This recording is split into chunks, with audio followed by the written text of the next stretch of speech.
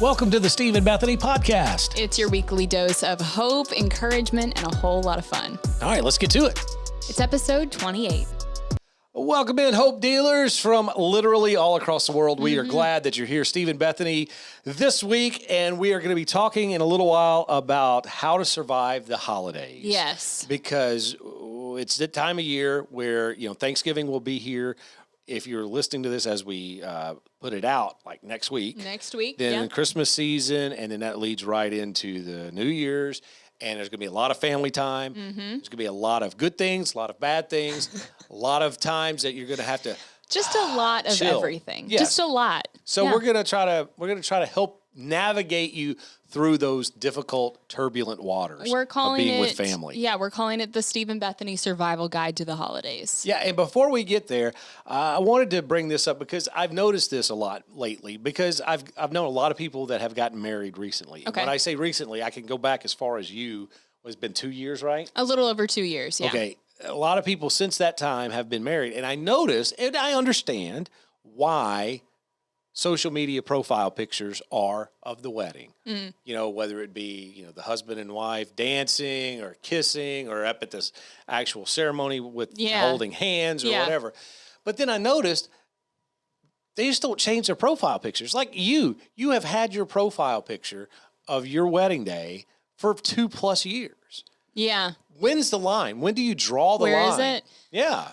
To change your profile. Because I understand you're all lovey-dovey, and I understand So you you're want to saying celebrate. basically, when does the love die? Well, no, when does not necessarily die, but when does it change and get to be more real? When is it kids? Do you have to wait till you have kids? Well, okay, so that's a it? separate thing. I don't like it when people have their profile picture as just their kids, solely for this reason. Your kids are adorable, but that's not you. And so I'm like, if I'm looking for someone, I don't know what your kids look like. I know what you look like, and I want to find you to be your friend. So I don't love that. But side note, with the wedding picture thing, I don't know. I think it's fine. Leave it up as long as you want. My thing is, my husband does not like taking pictures at all. Like, he's just not. My wife doesn't and this either. is the thing. He's super photogenic. Like, if you get him to take a picture. Oh, he's a very handsome man. He's gorgeous. He looks great. But he doesn't like taking pictures. And so the wedding day is a collection of the best photos that I have of us. And I'm probably not going to get photos like that for many years to come because he doesn't like taking pictures. I tried when we got our dog last year. I said, well, you should take family pictures with our dog. And he was like, no. And so this is that's good for I him, don't by the have way. a ton of good pictures of us. So I have to use the ones from the wedding. Did you not get pictures at your recent sister's wedding? Not of us two. You did. And I'm mad about that. I realized it after the wedding. I was like, we were both gussied up. We looked great. Why didn't we get individual pictures? Well, he was in the same suit. It could have just transferred. That is true. Over, he wore the same suit that from our wedding as to my sister's wedding. So it really would have been fine. Yeah. By the way, that was what was throwing me off. I thought it was a Bilson wedding there for a little bit because you didn't know who was getting married because of social distancing and COVID and everything. It was limited seating. Right. Every fourth man, same suit. It was Cody and his crew. Yeah. They were all together like they were about to get married again. Yeah, Cody and his guys. Well, here's the thing. Cody wore a very generic navy suit for our wedding. It has served him well. He wears it to weddings. He wears it to funerals. He wears it if he's got to dress up for anything. He wears the navy suit. Unfortunately, a lot of other people that were in our wedding were family on his side and got the same suit. So they Cody and my brother-in-law matched at a lot of different occasions this past year. At different weddings that we went to and different things, they wore the same outfit pretty much. It's like they're part of the party. Basically, they looked like they could be like ushers or kind of like, I don't know, the unofficial part of the wedding. Kind of what I thought. I looked around and I thought, where was the note for me? Well, where's my blue suit? I know. But all I'm saying is I am still working on trying to figure out how to get my husband to take family pictures. I haven't figured out a way yet. I really would love some because we don't have nice pictures together since our engagement photos and our wedding photos. Really? So since then, we don't have super nice pictures. We have a lot of selfies, like cute, selfies type stuff. I'm kind of in the same boat you are. My wife doesn't like taking pictures either. Why not? I don't know. I don't know. She just didn't feel like she looks good enough in the whole thing. Oh, no. And so she doesn't, and in her mind, she doesn't want to take and spend money on pictures that she's not going to like. Right. And I'm thinking, come on, and I don't want to take pictures all the time, but having family pictures occasionally is okay because we've gone a while since having any. Yeah. But I'm with you. We have some selfies, but that's about it, and she's going to listen to this and go, you have never said you want to take, and the reason I've never brought it up, now. Well, the reason I've never brought it up because I know she would shoot it down. So what's the point? You know what I'm saying? I really do want to get nice pictures with our dog though. I just think I bought him a bow tie the other day. I found there's this little store that was selling bow ties that attach to your dog's collar. And I'm so sure Gus is going to love that. Oh, I think he will. I'm going to put him on it for Thanksgiving. You have turned into that person. This is yes. Because I really did. When we first got our dog, I was like, I'm not going to become some Instagram dog mom. Not doing it. Here we are. It's changed. It has changed. He's so cute, though. He's adorable. And he's sweet and just very sweet-natured and just loves to cuddle. Like, he's just precious. I love him. So, well, that's good. Whenever we have kids, it might be 1,000 times worse than right now. Like, if I'm like this with a dog, I don't know what I'm going to be like with a kid. Oh, I don't either. Or it could go the opposite. You may not like the kid at all. You might. No, I think I'll like the kid. You love Gus a lot more. Well, this is the thing, though. You can give a dog back. Like, the kid is yours. Well, that's a threat you can use. Hey, I'll take you back to the hospital where we found you. My dad, growing up, this is the thing. My dad used to tell me when I was little that he got me at Walmart. Mm-hmm. And he'd be like, yeah, if you're acting up, I'll just take you back to Walmart and switch you out with another kid. And I was old enough, like I was 5. I was old enough where I thought, I don't think that's true, but I'm not 100% positive, so I will straighten up. So, well, speaking of your dad and family, you're going to be getting together just like we are, my family. And I see that segue. Nice transition. Well, I'm not just a pretty face. We're going to be getting together for holidays, and that always means a lot of fun, a lot of laughter, a lot of going down memory lane, a lot of all of that, but it also can mean some, bad things too. Mm-hmm. So when you get ready for holidays, what is the thing you're looking forward to the most? Honestly, just being with everybody. I mean, this is going to be the first year that my entire family is going to be together on the same day, because I think if you've listened for a while, my brother and my sister-in-law were living in Minneapolis, and then they moved down here. And so normally over the holidays, we would either go up to Minneapolis for either Thanksgiving or for Christmas, not both. And, it would never really be on the day. It would be after and things like that, and just working out schedules. So this is going to be the first year that it will be my parents, my brother, my sister-in-law, my nephew, my sister, my brother-in-law, my husband, my sister-in-law's family is coming in. So we're going to have all them. And so it'll be a good group of people together for Thanksgiving this year, which is not kind of our normal routine. So I'm excited just to have everyone. So and are not you hosting? Split it up. No, my brother and my sister-in-law are hosting because my brother's the chef. So he'll do most of the cooking.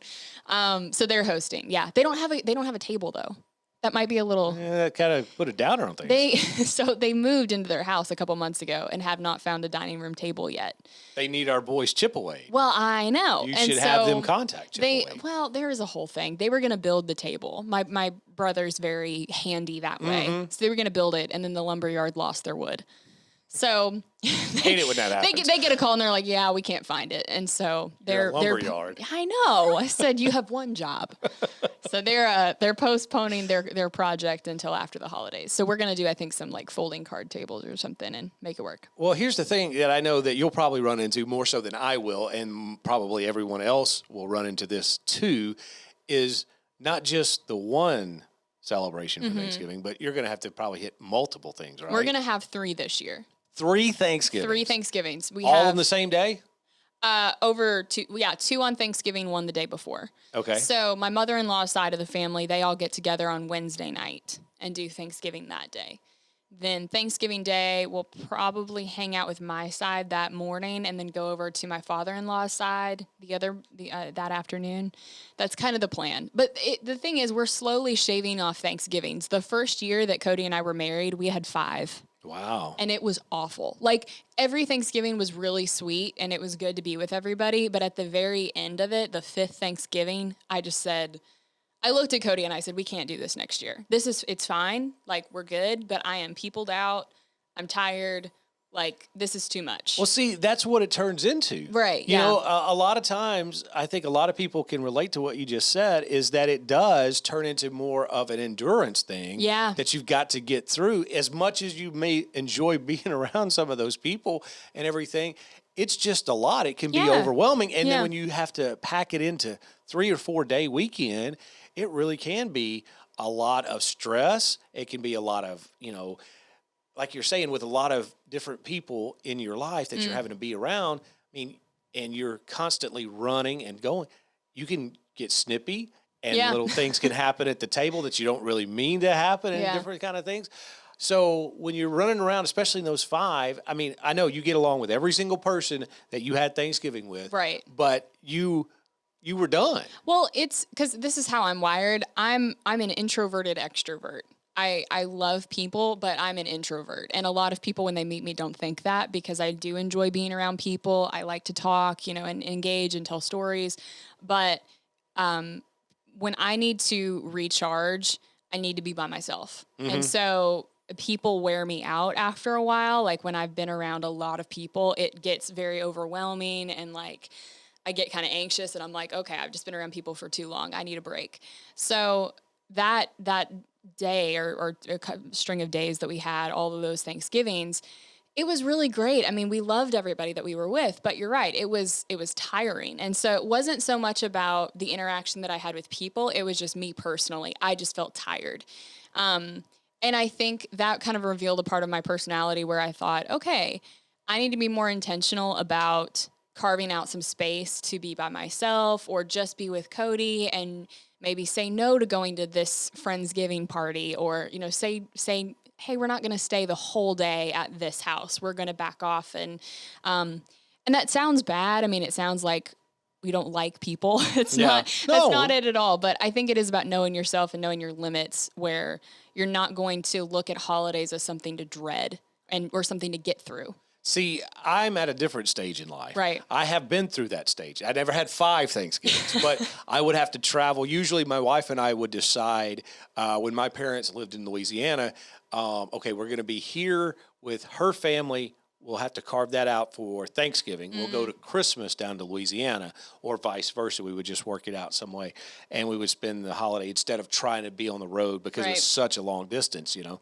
But after we got through that kind of initial period of time, and we started, our kids started growing up, and my parents actually moved here, so that helped out a lot as well before they passed away. But now that's kind of the stage we're at. A lot of the older folks that were around 20 years ago are starting to pass away. There's not as many people anymore in the family, and we're at a stage where, you know, my kids and my nieces and nephews and everything, they're getting up to ages of going to start their own families, but they're still a little ways away. So we have this kind of in-between time that we're at right now, where it's a lot of being around the same people, whether it's because our family happens to be a lot smaller now because of everything. And so now we're still there, but we spend still the same amount of time. We still want to, you know, be together. And you're starting to see now that, you know, not everybody's going to be around forever, you know, and you want to take advantage of those times.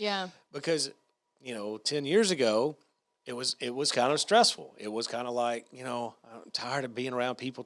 Now you're trying to think more, you know, who knows how many more Thanksgivings we'll have with so-and-so. You know, you really want to make the most of the time of it. And that's kind of the stage we're at right now. Now, I can see a future coming up. You know, my son is 19, and he's pretty serious with his girlfriend. My niece has already just gotten married this summer. So, you know, they'll start to have their own you know, the kids come along, and so that might break the family up even more, because that's what's going to happen is, you know, as you and your husband start to have kids, now all of a sudden it'll start the the universe of your family will start kind of shrinking down just to your mom and dad, and then your in-laws and brother and sister. So that's a little transition that'll happen too. But I think as you're going through all of that, no matter what stage that you're in, I think it's important to realize that as much as people can drive you crazy, and as much as sometimes, because there's always that one person that you're just like, Lord help me. That's that person that's the, Paul talked about the thorn in the flesh. Yeah. That's that one person. And if you don't know who that person is, you might be that person. That's probably you. I don't That's know. exactly right. That's exactly right. So there's always that one person that you've kind of got to, kind of grit your teeth and get through and try to not, make anybody angry or try to walk on eggshells through. And when you're doing all that, it's important to remember that this is just temporary, and you're not going to be around them forever. And that, on the surface, sounds great. You're not going to be around them forever. But when you start to really think about it, I think about people that I don't get to share Thanksgiving with anymore. Oh, that have been a part of my life.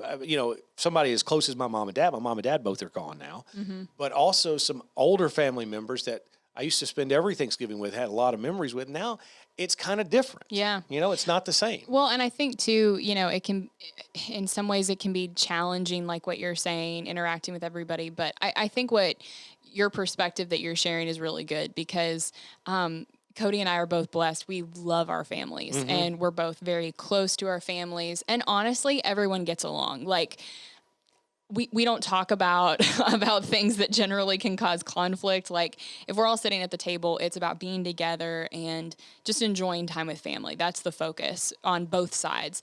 So I'm really grateful that we have that going in. But I do know that it's not always going to be like that, because you're right. When we start having kids, there's going to be just things that we're not able to do. If we needed to drive a few hours to go to Thanksgiving, maybe that's not realistic for us, or whatever, fill in the blank there. So I think it's important to kind of take advantage of the relationships that you have now and the opportunities that you have now, because in a few years it may look different. You never know what life is going to look like. Yeah. And I think very much that a lot of times, if probably you're listening to this podcast, watching this podcast, you're probably in the same boat Bethany and I are, that you may be the peacemaker in the family. Sometimes you may have Aunt Karen and Uncle Joe maybe not get along so well, and you have to be the one to kind of make sure they stay separate and all that. And that can be tiring and time consuming and mentally, emotionally draining for you as well. But again, I think if I could give you any kind of encouragement, is that it's what you said the other day, the other show, was it's only a certain amount of time. Soon it's going to be over. It's like when you were talking about all the stress of planning your sister's wedding. Look, November 1st, it's over with. Right. We just got to get to November 1st. So, same kind of thing with this. So if you're going through that and you're kind of, not necessarily looking forward to it, I think we both want to encourage you that to take a step back, look at the bigger picture, because those older people, like I say, they're not going to be around. You're going to wish sometimes that they are, and they're not. And then even the people that are hard to deal with, this is going to be a time for you to be family, and that's, look, and I say that I've been just as guilty thinking, I don't want to go spend 3 hours with so-and-so. Yeah. It's just like, that's just such a drain. But looking back on it, I wouldn't take any of that back, anything for it, I guess is what I'm saying. And then there's another part of Thanksgiving and Christmas and just the holidays in general, whether they be anniversaries or whatever, that are very hard too on some folks. And we're going to talk about that coming up, and exactly those people who aren't looking forward to it. And we'll talk about that here in just a bit. Well, we want to take a few minutes and just talk to you about our friend, Pat Davis. Pat Davis is yourhealthplanman.com. Go to his website and reach out to him, because Pat is a sweet friend of ours, a great supporter of this podcast, and he wants to make sure that you have as much control over your health insurance as possible. A lot of the time, I think how health insurance companies are set up, it's that you have to pay this amount and there's sky-high premiums and all these deductibles and just fill in the blanks, and it's very cookie cutter. All these companies companies are set up kind of in the same way. But Pat Davis really wants to do something different, to be a little countercultural here. He wants to put you back in control of your health care and get off of that merry-go-round of health insurance. Yeah, because a lot of times you're in this season of life where it comes up for re-enrollment in your health care. And you look around at work and you see their plan is a lot like the plans you would get individually. There's not a whole lot of difference. And you're thinking, well, this is just the way it is. But it's not, because the insurance company paying their part first, for some reason, is a revolutionary idea. Don't know why. It should not be that way. Yeah. I mean, you're paying the premiums, you're paying the deductibles. They should step in, right? I mean, it just seems like that's the logical progression of things. But it doesn't happen that way unless you talk to our friend Pat Davis. He can put you, like Bethany said, in control of your health care, where the insurance company pays the bill. And then if there's anything left over, that's when they're asking you to pay, not vice versa. So if that sounds appealing to you in any way, shape, or form, give Pat a few minutes of your time. He'll schedule it right around your work schedule, whatever works best for you and your family. Let him explain how he could customize and save you up to 50%. A lot of folks are saving 50% on their premiums with little to no deductibles. Now just stop for a second and think about that. Half the premiums, little to no deductibles, and no copays. It sounds too good to be true. It does, but Pat can explain it to you. And look, if you sit down and you say, okay, I've listened to your presentation, I understand what you're offering, but I really like what I have. Hey, no harm, no foul. He just wants to be able to put this information into your hands so that you can make the best decision for you and your family. Yeah, it's really about just being educated. And yeah, like Steve said, if it's not for you, no worries. It'll just cost you a few moments of your time. So be sure to go to yourhealthplanman.com to learn more. It's yourhealthplanman.com.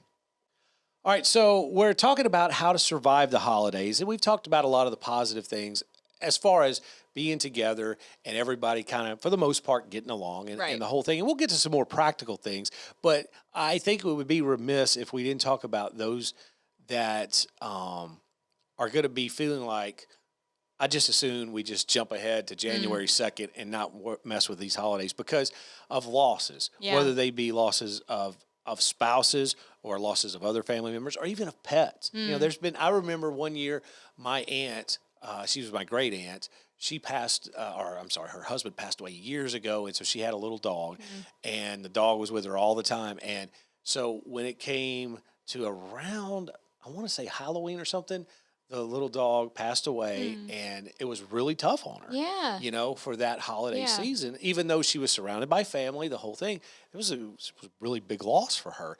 And if that's you, if for whatever the reason, I was just on Facebook today. There's a friend of mine who has lost a daughter and her husband within about 6 months of one another. Wow. And she even said today, I'm dreading the holidays with a heartbreak emoji, you know.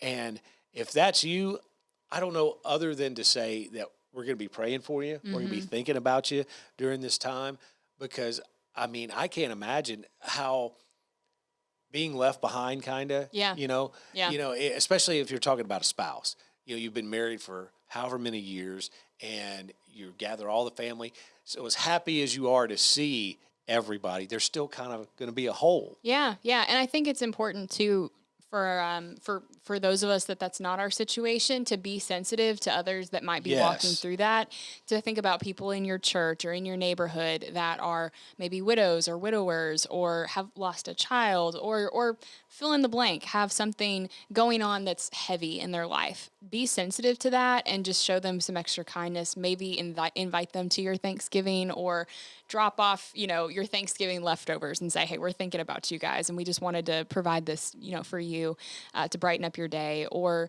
bake cookies with them. Like do something to make them feel like they're not alone and to remind them that they still have people that care about them. Because I think that can be the train of thought is, I've lost these people in my life, so therefore I don't matter as much.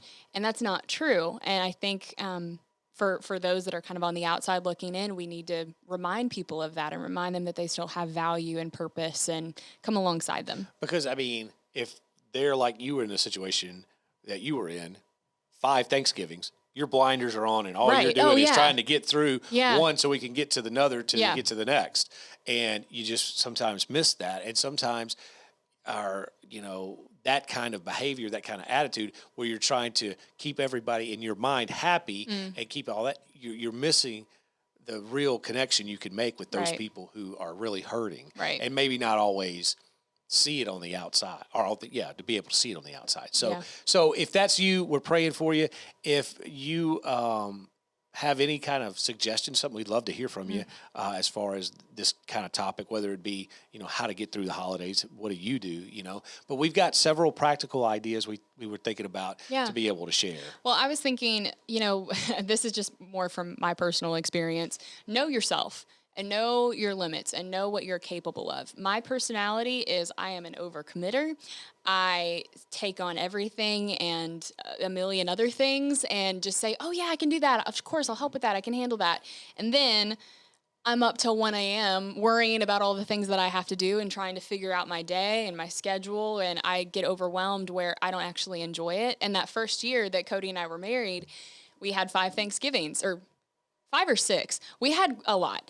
And it was really about getting through and planning out the day and thinking about, well, it takes 20 minutes to drive here and then we have to make this stop and we have to do this. And are they going to be, left out if we don't see them? And it was stressful and I did not really enjoy it. And so I've learned since then that I have my limits and I need to be a little bit more proactive about guarding those limits and not bending over backwards if I don't have to, without being selfish, of course. Sure.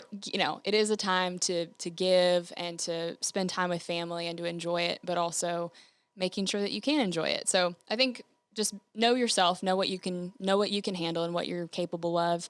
And then also, you brought up sometimes there's always those people that are just a little bit difficult to deal with, but look at it from this perspective. They're family. Even if they drive you a little crazy, it's family. Everybody's family drives them a little crazy sometimes. That's life. And so God has placed those people in your life for a reason and for a purpose. And I think look at it as just an opportunity to show grace to people, to be patient, to be compassionate, and to really reflect Christ. Because if that difficult person doesn't know the Lord, you have the chance to show Christ to them. Yes. And that's a really powerful thing and a great opportunity that you have. So even if there are some people in your family or around the table this year that might get on your nerves, you'll be fine. It's a couple hours. You'll be all right. Just work through it. I agree. And I think if you're in the person that's hosting kind of role and you're feeling the stress and you're feeling overwhelming. Now, again, this may not be the best for everybody, but I sometimes think if you go outside the box, instead of turkey this year, let's do an Italian meal or let's do Mexican food.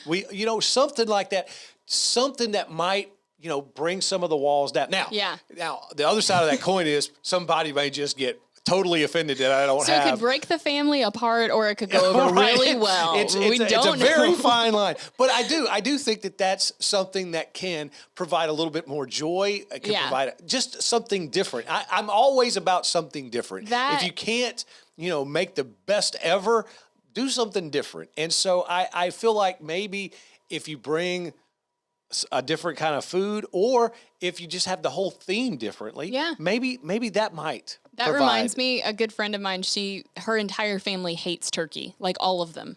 They all hate turkey. Why have turkey at Thanksgiving? They don't. They do tacos. They have taco Thanksgiving. I love it. They've done it since the kids were little, and that's their thing. And I think that's genius. If you don't enjoy it, don't worry about it. Yeah. Now, I will agree that something different is, sometimes right what the doctor ordered. But then there are people like my wife who's like, I have a chance to have my grandmother's dressing one time a year, and I don't want to ruin it. Take advantage of that. You know what I mean? So I get the fact that it could be the yin and the yang on that, but something just out of the box. Maybe you watch, I'll tell you something we never did. And, of course, I don't know with the COVID if they'll do it this year or not, but the Thanksgiving parades, we never watched the parades. Oh, I grew up watching those. That's huge. Right. That's what I'm saying. Maybe you invite people over a little early, watch the parades, but I don't even know if this year they're going to have them. But, something a little different maybe can lighten the mood, maybe can provide something that will make people kind of come together a little more, even those that are on the frictional side. You know what I mean? Yeah, and I think too with the hosting thing, just take pressure off of yourself. I can be one that is like, if it's not perfect, is everybody going to be mad? Is it going to hate? Like all this stuff, and I just overthink about everything. You know this, and so I think that's something that I'm learning to do, especially on the hosting side or on the cooking side. Like, it might not be perfect, but it's family and they love you. Like, it's fine. You're together. That's the main thing. Last year, this is a perfect example. Cody's his uncle dropped the turkey like on the ground. Oh, really? Yeah, like fully dropped it. His uncle has a great sense of humor. He's was hysterical. this out in the yard? Yeah, it was in the yard. So I remember this story. Yeah, his cousins and his uncle are all standing around, and they cooked it. They cooked the turkey over at his uncle's house, and they carried it to his grandma's house in like a little foil pan. And one of Cody's cousins almost dropped it.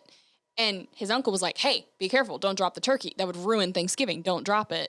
Well, they get to his grandma's house, getting out of the truck, and it slips, rolls in the dirt, like picking up leaves. Oh, yeah, it was bad. And then, this is the best part. Cody's uncle goes, can't we just wash it off? And we're like, no, you can't wash it off. That is so fun. We showed up a little later, and we were like, where's the turkey? What's the deal? And the whole story came out. So they didn't have, what did they do?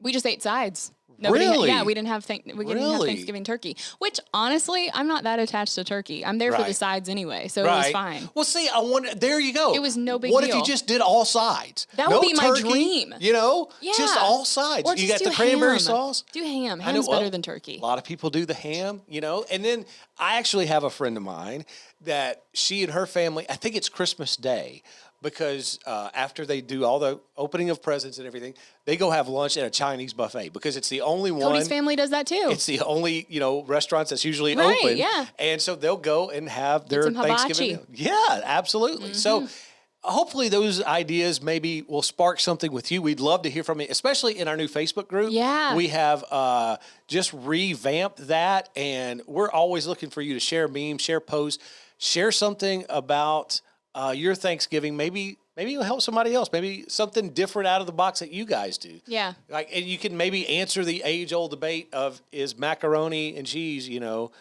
perfect for Thanksgiving? Because, I know. I have a lot of people. That's what I would say. A lot of people in my house would say it's a definite must. I would not call it a must. I would call it a fun bonus. I'm just saying. Not a must. You can do that. So all in, what I would say is, I think with Thanksgiving and with Christmas around the corner too, have fun, take the pressure off of yourself, enjoy time with your family, and just soak in that opportunity, and then love on the people that are maybe dealing with loss this year too. That's what I'd say. Okay, before we move on, we want to tell you about another Hope dealer who is in business for herself. Her name is Madison, and she has Creations by Madison, and we're wanting you to take advantage of this because this is such a unique gift opportunity for someone in your life, whether it be for Christmas, maybe it be for anniversary, or just because. Yeah. Just a nice whether it be oil painting or sketching charcoal or these different mediums that she uses. It is such beautiful work, and she does you can see if you're watching the YouTube channel, you can see so many different ways that she can create a masterpiece. And here's the cool thing, it's totally affordable. Yeah, and very customizable as well. Madison will do really whatever you want her to do. And my aunt, actually, she does this. She's moved quite a few times, and so every house that she lives in, she commissioned someone to do a watercolor painting of the house that she moved from with the address underneath it, as just kind of a way to remember all the places that she's been. And so if that's something that you relate with, or maybe you want to get, your childhood home, a watercolor of that, or just a family portrait drawn out or painted out, I just think that would be a really sweet gift. And it's totally unique to your family and to, the person that you're giving it to. So I think it's a good way to get some brownie points this Christmas season for sure.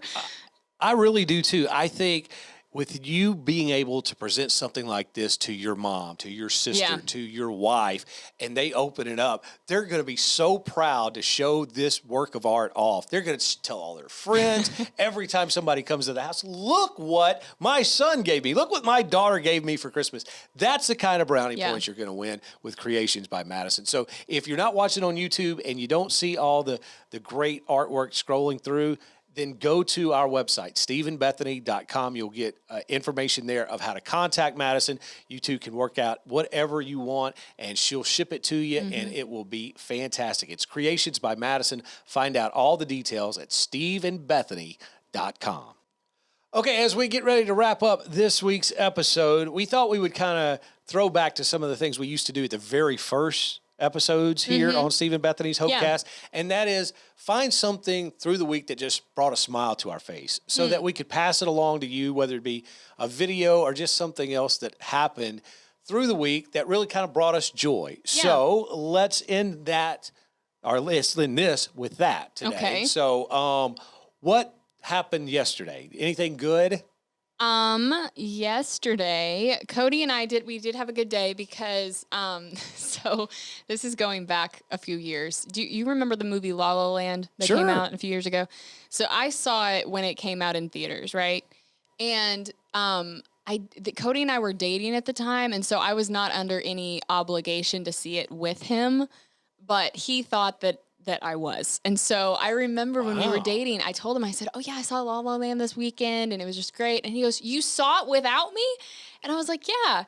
And he has teased me about that and held that over my head for years now, that I went and saw La La Land without him. Who did you go see it with? By myself. No, really? Well, you didn't go with someone else? No, I went. There was not We were dating at the time. Well, no. You weren't married. No, I went with some girlfriends, but I was there early and they showed up late. And the theater was absolutely packed where we could not get seats together. They ended up sitting like in the second row, very front with their necks cranked back, like all that. And then I was in the middle of the theater, literally the only open chair, just by myself. Really? So I kind of saw the movie alone-ish. But anyways, so Cody's always given me a hard time about that. So last night I said, you know what? We're married for a couple years. It's been a while since this movie came out, and I saw it, without you. Let's watch it together. Aww. So we watched it last night. It's a good movie. It's fun and musical-y and all that. Yeah. Well, I have a story about La La Land since you brought that movie up. My 15-year-old daughter, very upset with me and my wife and the little one because she had waited for a long time for that movie to come to Netflix. And it finally did. Yeah. And she's like, I want to watch La La Land. Yeah. That was her sentence.